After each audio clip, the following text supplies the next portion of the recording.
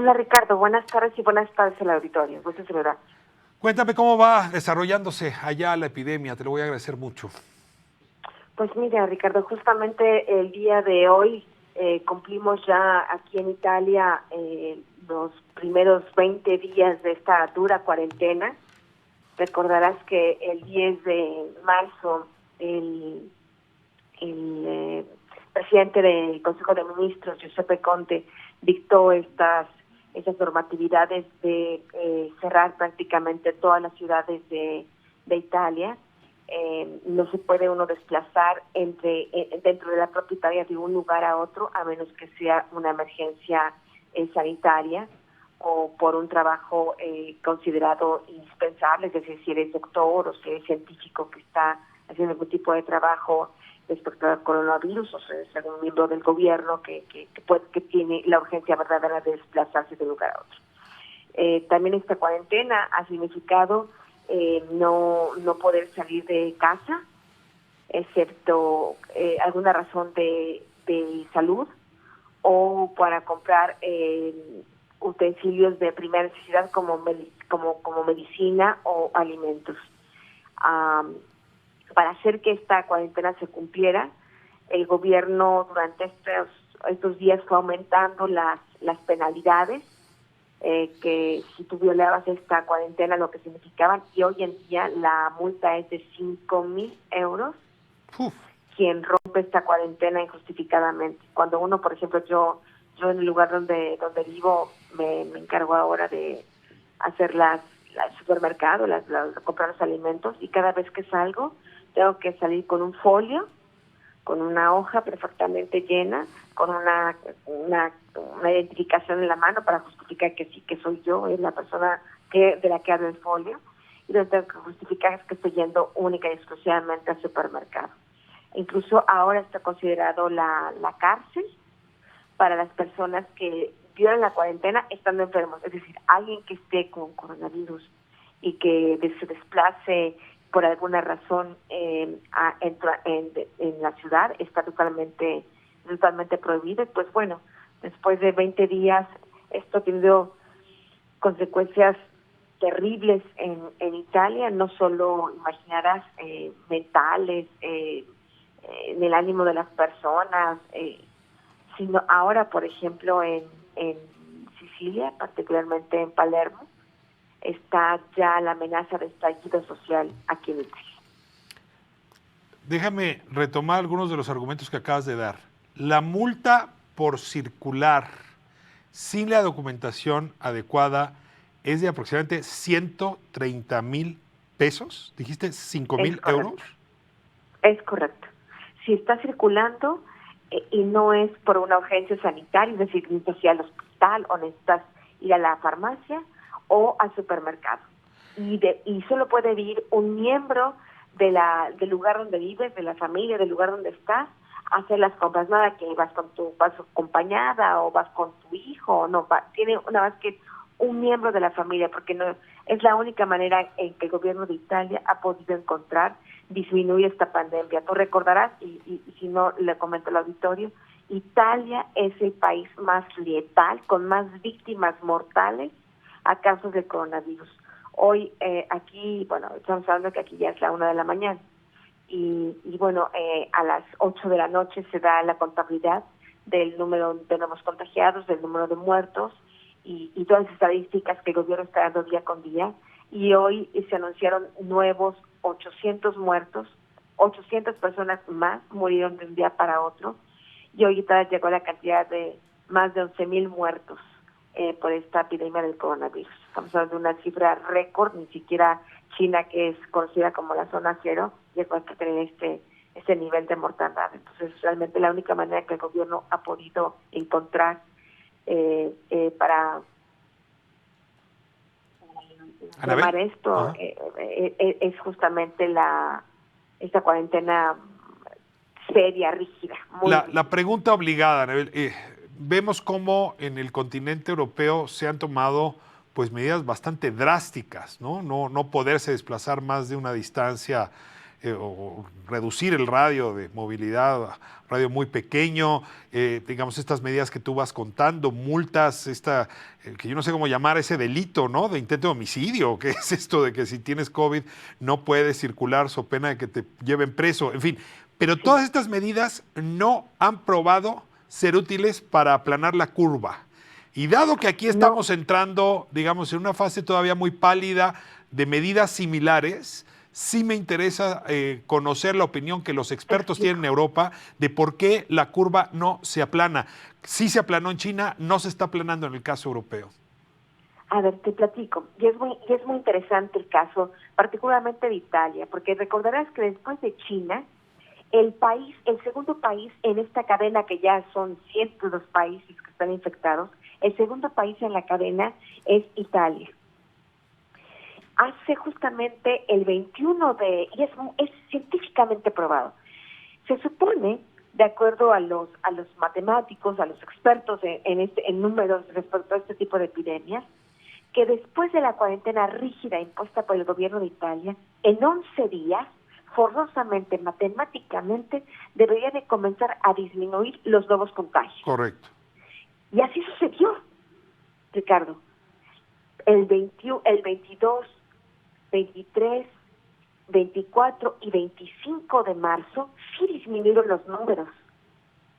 El problema es que cuando el 10 de marzo el presidente del Consejo de Ministros, este hombre Giuseppe Conte, dio el anuncio de que iba a haber esta cuarentena obligatoria y que ya nadie iba a poder salir de la ciudad donde estaba, la noticia se filtró por los medios de comunicación horas antes de que el presidente Conte de Ministros lo anunciara. Y entonces, después del 25, y mucha gente salió, por ejemplo, de la región de Lombardía, que es la más infectada, a otras partes de Italia. Claro. Entonces, si la gente no se hubiera movido, si hubiera respetado la cuarentena, ya del 25 de marzo, esta curva hubiera disminuido drásticamente. ¿Qué fue lo que pasó? Que después el 26, 27, 28 comenzaron de nuevo a aumentar los números de contagios en Italia, porque empezaron a realmente a verse las repercusiones de esta gente que se movió, que no obedeció la cuarentena.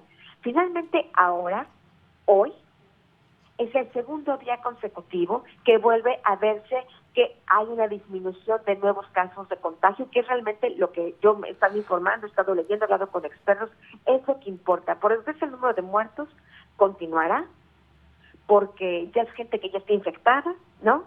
El sistema de salud de Italia, aunque es uno de los mejores de Europa, está totalmente colapsado, rebasado. Entonces, el número de muertos hoy, por desgracia, aunque sea terrible, dramático, no es mucho lo que importa allá en Italia, sino que no haya nuevos contagios. Hoy es el segundo día que nuevamente no hay más nuevos contagios. Anabel, necesito, ni modo, usar el espejo para hablar de México a partir de lo que me estás diciendo. Si tú revisas el mapa de contagio de tu país, de mi país, vamos a encontrar que ahorita son 5 entidades, 5 regiones, las que están repartiendo el mayor número de contagios y también de letalidad. Como puedes suponer, Valle de México, o sea, Estado de México y Ciudad de México, Jalisco, Quintana Roo, Nuevo León, ¿no? Y luego tienes también ya una presencia importante en Yucatán, que está cerca de Quintana Roo. Es decir, ahí donde tenemos aeropuertos internacionales globalizados, es donde comenzó el contagio. Si yo sé esto, pues lo primero que puedo imaginar como solución es salir corriendo de esas 5 regiones. Por haber hecho eso en Italia, es que hoy traen este número. Es decir, debió haberse limitado la población a quedarse en su propia región, porque de esa manera se hubiera evitado el crecimiento del contagio y la mortandad. ¿Estoy siguiendo bien el tren de tu pensamiento? Es correcto. Eso es justamente lo que afectó. Ahora, finalmente se vivió las consecuencias de esa movilización de personas que estaban infectadas, no lo sabían, se movieron a otras partes de Italia y es ahí cuando la curva aumentó. Ahora se supone, por ejemplo, que hoy sí, de acuerdo a los números, bajó dramáticamente el número de nuevos infectados. Lo que va a pasar en México, por desgracia, es que esta curva, cuando llegue la curva, porque no se han acercado ni de broma al pico de la epidemia, cuando llegue este pico de la epidemia será un pico todavía mucho más largo, porque el gobierno tomó las medidas indicadas para frenar la movilidad de la gente en el momento que podía hacerlo, que es cuando, de acuerdo a lo que yo he seguido de las noticias que leo, en Nuevo León y Jalisco, comenzaron a ser donde se concentraba el mayor número de casos. Es ahí donde el gobierno tuvo que frenarlo. Claro, tiene consecuencias económicas brutales, Ricardo, que es lo que se está viviendo ahorita en Palermo, aquí en Sicilia. Aquí en Palermo, en Sicilia, hay mucho menos contagios que en el resto de Italia, porque estamos pues hasta el sur, ¿no? La isla que está ahí en medio del Mediterráneo. El problema es que el costo económico ha sido terrible. Hoy el 10% de la población no tiene dinero para comer mañana y ya comenzaron los conatos de amenaza de revuelta social. ¿Podrías Entonces, ampliar esa...? El gobierno de México, de una u otra manera, en una una medida, pienso yo, falaz, en un dilema al final de cuentas falaz, un poco como el de Trump, un poco como el de Reino Unido, ¿no? Salvo mi economía, aunque sacrifique vidas. Sí, pero al final, tarde que temprano, tendrás que cerrar todo, porque mientras no haya una vacuna, es la única manera de hacerlo. Y al final tendrás una economía, sí, arruinada, como está en este momento la economía de Italia, pero también con mucho más muertos que Italia, porque no la frenaste bien.